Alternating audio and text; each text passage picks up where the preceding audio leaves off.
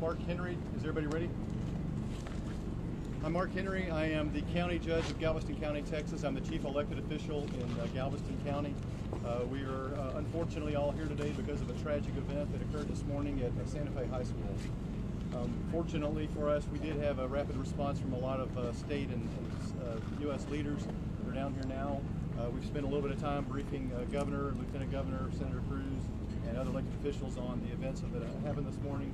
At this time, I will pass it off to Governor Abbott. Well, Judge, first I want to thank you for your tireless efforts over the past few hours to help your county respond to this. We appreciate you and your entire team stepping up and showing the way to respond to what has to be probably the worst disaster ever to strike this community. Also want to express my gratitude to the other officials who are gathering with us here today. This is just the beginning of what will be a very robust response by both local, state, and federal officials. We come together today as we deal with one of the most heinous attacks that we've ever seen in the history of Texas schools. It's impossible to describe the magnitude of the evil of someone who would attack innocent children in a school, a place of learning where parents should be able to send their children without fear for their child's safety. It's with a very heavy heart that I can confirm that as of this time, there have been 10 lives that have been lost and another 10 that have been wounded. We grieve for the victims who lost their lives at Santa Fe High School, and we pray for the families who are suffering and will continue to suffer in the days to come. Nothing can prepare a parent for the loss of a child. This will be a long and painful time for these parents as they work their way through what has to be the greatest challenge they've ever dealt with. We mourn with them. We mourn as fellow Texans. But we must come together as one community at this time of enormous suffering and show the victims and their families the support they need and they deserve. We appreciate all the first responders who've already stepped up to help respond to this challenge. And we look to God. We look to God to give the first responders as well as the victims and their families the guidance they need in the coming days and weeks as we work to continue to get to the bottom of what happened and, very importantly, work to respond to this challenge. I ask the rest of the country to join Texas in mourning the loss of these individuals, these students, and to offer your prayers and support of these families. And I ask every parent out there, wherever you may be, to hold your children close tonight and let them know how much you love them. Now, we have two goals going forward. The immediate goal is to work in the immediate aftermath of this catastrophe to gather the evidence and information that is needed to ensure that this crime is going to be prosecuted appropriately, while also working in tandem to ensure that we provide the families and victims as well as all the children at this school and schools across the entire independent school district with the support and resources and counseling they need. Second, we need to do more than just pray for the victims and their families.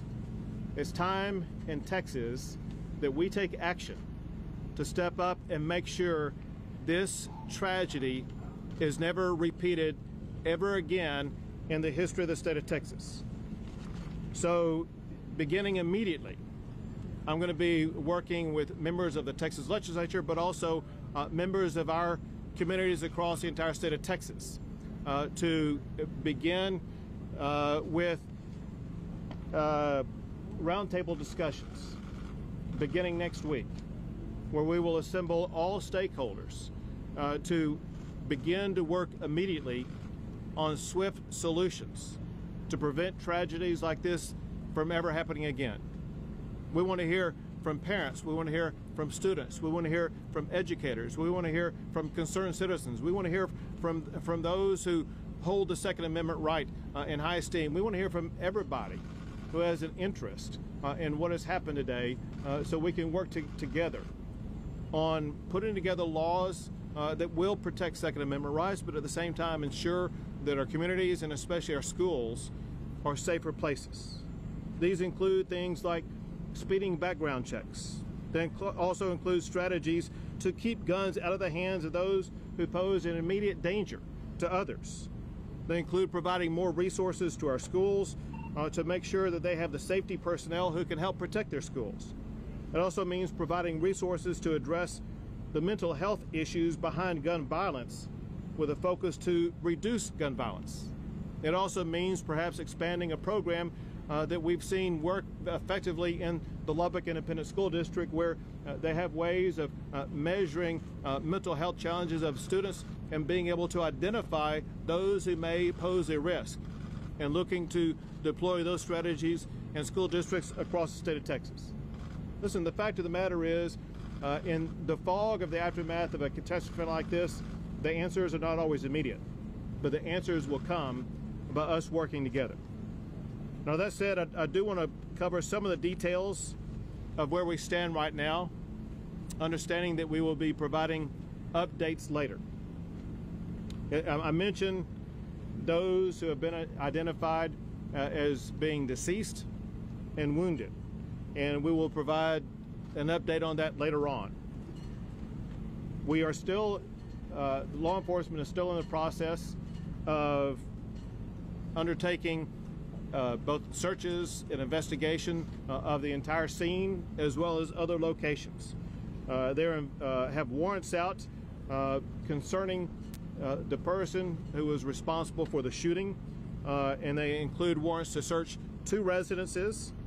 The reason why there is some slowness in being able to undertake these searches is because of the potential for explosive devices to be found in these residences, as they want to make sure they're able to enter them without anybody being harmed.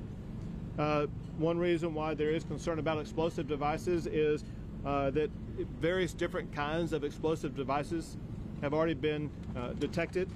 One was a CO2 device, another was a Molotov cocktail, and there are various other types of explosive devices that have been identified both in a home as well as in a vehicle.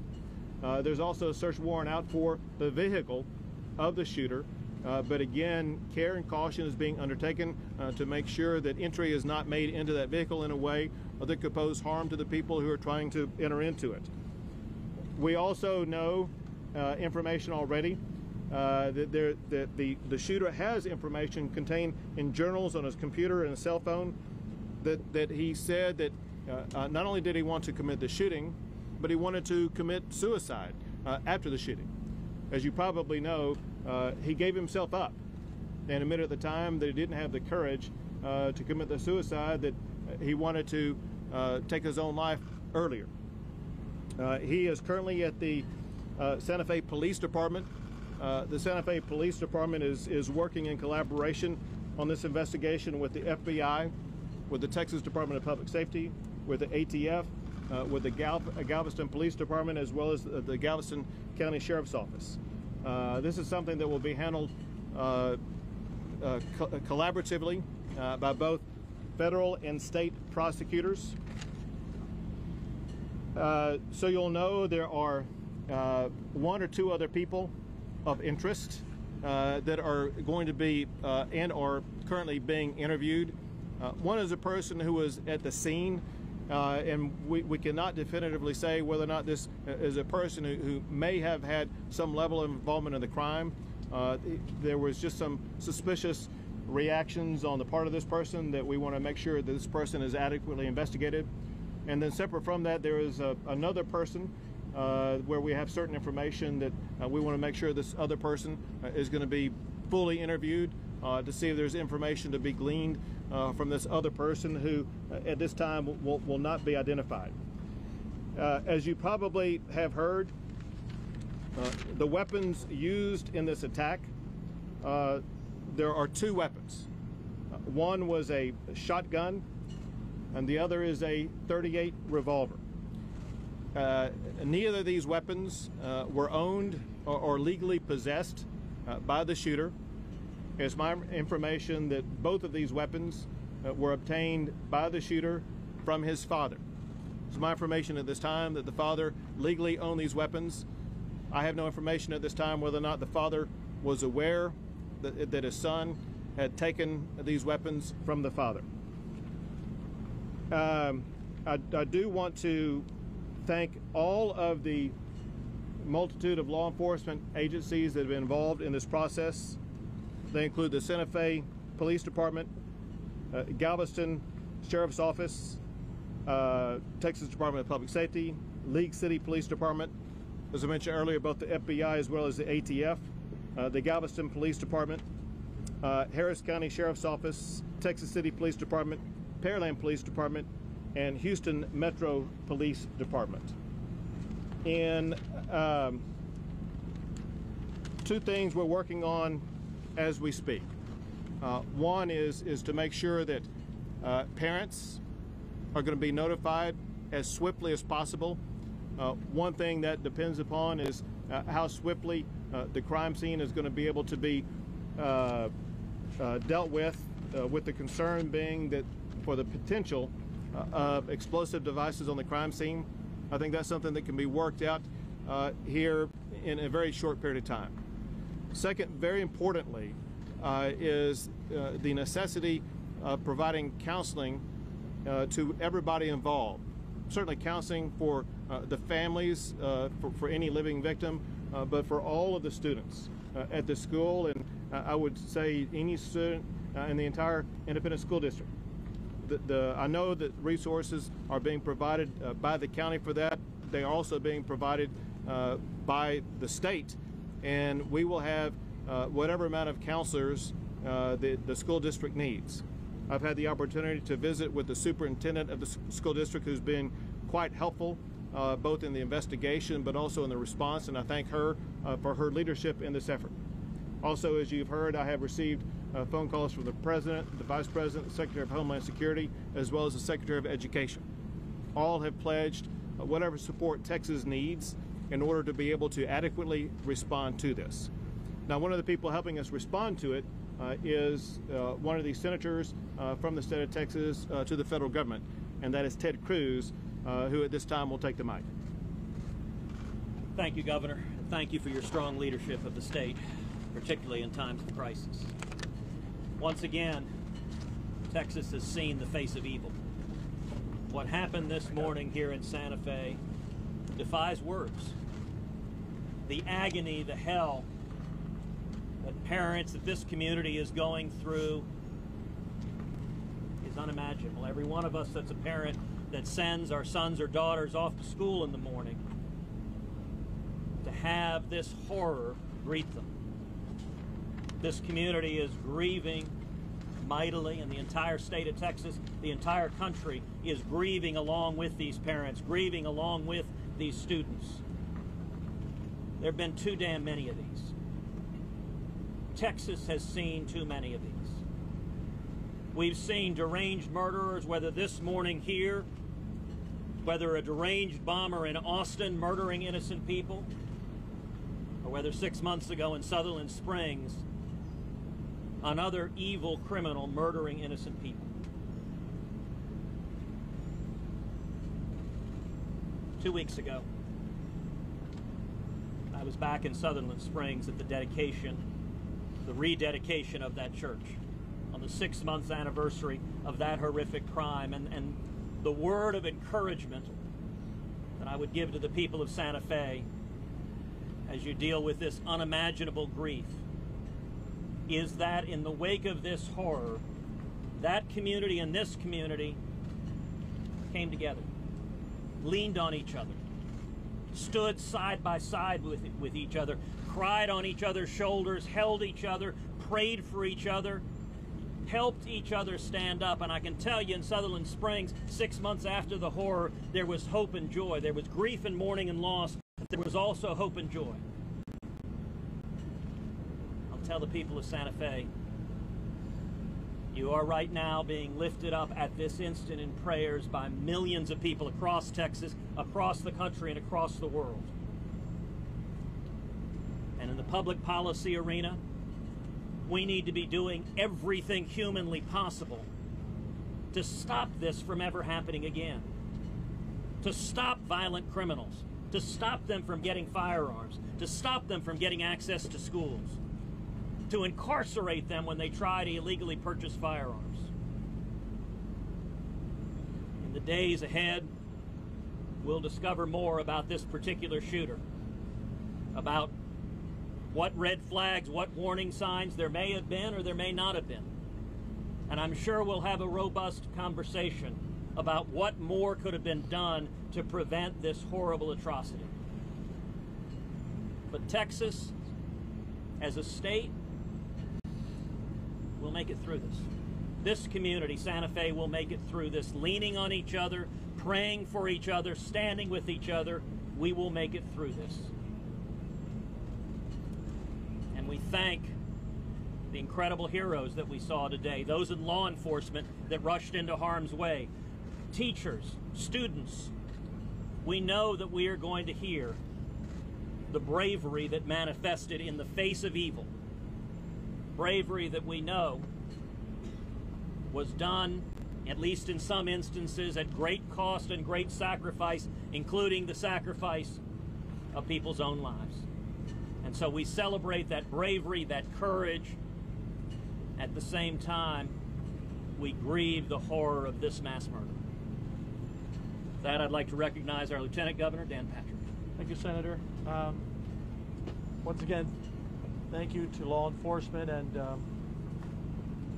we all pray to lift up these families and all of the students. What can we do now?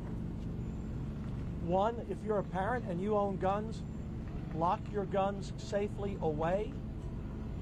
Your children should not be able, or anyone else, to get your legally owned guns. It's a serious issue. It's one big step that we can take. Number two, this school, Santa Fe School District, was actually one of 186 schools that received a safety award for going through a program that the state administered out of over 1,000 school districts.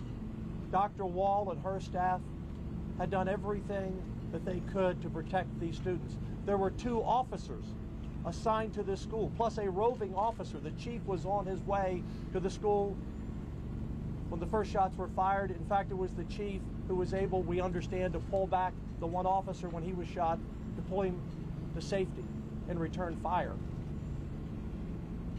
We may have to look at the design of our schools moving forward and retrofitting schools that are already built. And what I mean by that is there are too many entrances and too many exits to our over 8,000 campuses in Texas. Over 8,000 campuses. There aren't enough people to put a guard at every entrance and exit. You would be talking 25, 30, 40,000 people.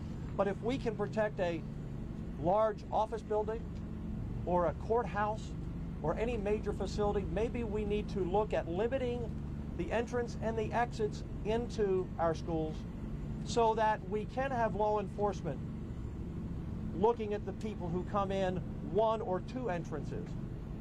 Schools may have to have their start day. Not all students show up at once, so that we don't have every student, there are 1,400 students at this school, trying to get in the door at once. We're going to have to be creative. We're going to have to think out of the box. Because from what we know, this student walked in today with a long coat and a shotgun under his coat. It's 90 degrees. Had there been one single entrance possibly for every student, maybe he would have been stopped. Now that will take a lot of work and a lot of money, but we need to do the work and do the money to protect the children the best we can. In other words, we need to harden our schools and make them safer. And that's just one of many answers, and that's why the governor's calling for the roundtable to discuss every option. But this is not acceptable in the state of Texas or in this country. This must end, and we must do everything we can. We can't protect every parking lot and every stadium and every building, but we can sure do better. And as a nation, we should look at the design of these schools that right now let people who are evil come onto the campus and take innocent lives. The legislature will work side by side with the governor. We will act, working with the federal government. We will act to do everything we can that this never, ever happens again in Texas. And now, our Colonel Steve McCraw from State Police, Department of Public Safety. Colonel. Governor. I just want to underscore some of the points that the governor made. First and foremost is that when you get these calls, every police officer, no matter where you are, has to immediately engage the active shooter, period. There's no alternative, because every second means someone else is going to die. In this situation, you had that. And the brave officers, independent school district here in Santa Fe, stepped up to the plate, engaged. One's in critical condition right now. The other one, the chief, got there on scene, was able to rescue his officer. And a Texas State trooper also engaged the subject. And we know that because they were willing to run into that building, engage them right now, the other lives can be saved. That's absolutely important. And in terms of the investigation, I'm going to defer to the special agent in charge, the FBI, in terms of going up. But I can tell you this, everything that can be done is going to be done. And it's done at the local, state, and federal level. We're all partners. We'll get to the bottom of this in terms of motivation. But we do have a statement from the subject right now. That's important. Again, the subject's alive. That helps to identify motive, which is important. And going forward, we'll continue to investigate. Good afternoon. My name is Perry Turner, Special Agent in charge of the Houston FBI office. And I want to say my heart thoughts and prayers go out to the Santa Fe community. This is truly a tragedy. I would like to thank our federal, state, and local partners who are working this investigation jointly with us. It is a joint effort. Every resource is being used to bring this matter to a successful conclusion. We are still in the process of gathering evidence, conducting several interviews, doing several search warrants. So this investigation is still pending and ongoing. As far as information, once we receive the information, we release the information to you in a very timely manner. Because the investigation is still ongoing, we are still in need of more information. We're still gathering it. So anyone with photos, videos, or information on their phones, please take them to our FBI Texas City office. The address is 600 Gulf Freeway, Suite 211 in Texas City. And also anybody with additional information, please call 1-800-CALL-FBI. That's 1-800-CALL-FBI. Thank you for your help. Why don't you stay here? Once again, we want to thank the heroes of law enforcement who stepped forward to respond to and confront the shooter. Their action probably ensured that more lives were not lost. And also, once again, we send our hearts out to comfort the families of the victims. And we want to ensure those families, as well as every person across the entire state of Texas, that we as leaders of this state view what happened today as unacceptable, and we're going to be striving to find strategies that will prevent actions like this from ever happening again. We'll be happy to take a few questions. Governor Abbott, who's on your dream team? Who do you want at that round table come Monday morning? Very, very importantly, we need to have people participating in this round table who will bring a diversity of ideas, strategies, thoughts, and concerns. I would like to see 2 members from the Texas Senate, 2 members from the Texas House from the legislative side. It's also important to have families, victims, educators, but also understanding this doesn't just happen in school, it happens elsewhere. So we want to see others who are impacted by shootings like this. It'd be great to have some people who were victims of Sutherland Springs there, for example, as well as concerned parents. But also it's very important to have those who believe in making sure that gun rights are protected. So we want to have everybody who brings every perspective so that we can find the right strategies that will actually work. Any specific legislators?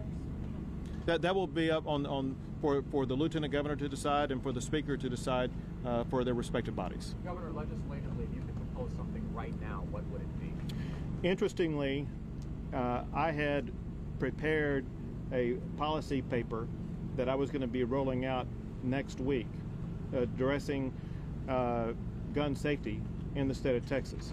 And I ticked off a few of those policy proposals in general, but they do include some things that actually would not be relevant to what happened today. But they do include speeding background checks. They do include strategies to keep guns out of the hands of those who pose an immediate danger to others. They do include providing more resources to schools to have safety personnel that are needed to respond, but also what you might call hardening of schools. They include resources to address the mental health issues that are seemingly behind so many of these shootings, and make sure that we're able to address those mental health issues in a way that reduces gun violence. It also includes looking at that program, the mental health program that's been employed by the Lubbock Independent School District, and look to expand that to other schools across the state. Governor, can you provide any more details on the confrontation with law enforcement? How much longer after the shooting began was law enforcement able to confront the shooter? Any information on that? I think that would be better answered by somebody else who was on the scene. I've been briefed on it, but I want to make sure you have accurate information on it. What's the other question? How much time? What was the apprehension like? How much time between the beginning of the shooting and when the shooter was apprehended? We know officers were at the school at the time. You can come on up here. Come on up right here. We know officers were at the school at the time. As far as the time frame, we don't know that yet. We just have to go back and review the video at this point. But there were officers on the scene, so it was very limited time frame. So they were at the school when the shooting began? Yes, sir.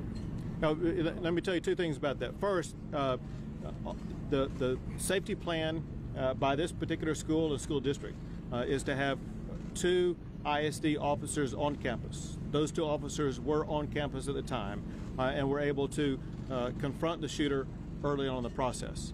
2, there are cameras in the school that will provide film of a lot of this information. That has not yet been made available to all of us yet, but hopefully will be soon, and that will reveal a whole lot. Governor, the legislature allowed SB 1556 to lapse in 2017. That was the legislation that created certificates through the Texas School Safety Center. Is that something that critically needs to be brought back, given the need to lock down some of the schools? Well, first, with regard to the school safety center, you may recall that after the shooting in Parkland in Florida, I asked Mike Morath, the TEA commissioner, to reach out to every school as well as to every college and make sure that their school safety standards were up to speed. And he received back confirmation information from schools across the entire state of Texas. So we did that proactively. Interestingly, this school went through their school safety procedure just weeks before this incident, and they went through a lockdown test. And so they took the precautionary preparation that was expected of them. Governor, concerning the explosive devices, does that appear that something that the shooter or others made on their own? Were there a number of them found? Can you give more information on that? Yes, it appears that these explosive devices were made by the shooter. Cannot solidly confirm that yet, but there's no reason to suspect that any other person other than the shooter made those devices. Do you know how many there were? We're still working on the total number. The reason why is as we gather here right now, I don't have information yet back from his house or the 2 residences that are being explored to know how many might be in there. And I haven't heard yet whether or not the car has been opened up yet to know how many might be in there. And so that's a number that we are unable to ascertain as of this moment. Do you know where he got supplies? So Sorry, I was just wondering, did he get supplies? Do you know where he got the supplies? don't know that yet. The good news is we're going to have the ability to ask those questions. Governor, we always hear about some of the warning signs that were missed. What were some of those in this case? One of the frustrating things in the early status of this case is, unlike Parkland, unlike Sutherland Springs, there were not those types of warning signs. We have what are often categorized as red flag warnings. And here, the red flag warnings were either non-existent or very imperceptible. There is, from his Facebook page, a T-shirt that says "Born to Kill." That would be maybe the only, if not the foremost, warning sign. But as far as investigations by law enforcement agencies, as far as arrest or confrontation with law enforcement, as far as having a criminal history, he has none. His slate is pretty clean. And so there simply were not the same type of warning signs that we've seen in so many other shootings. Governor, the last question, we got to go. Are there any individuals who were wounded in this critical condition? What about the officer who shot? Right, yes, there are. It's my understanding there's at least one, perhaps two people who are still in critical condition, and I'm not at liberty to reveal the identification of those people at this time. Thanks, guys. We got to go. Thank you, Governor. Thank you, Governor. Thank you all. We try to provide you a little breeze to help it out there.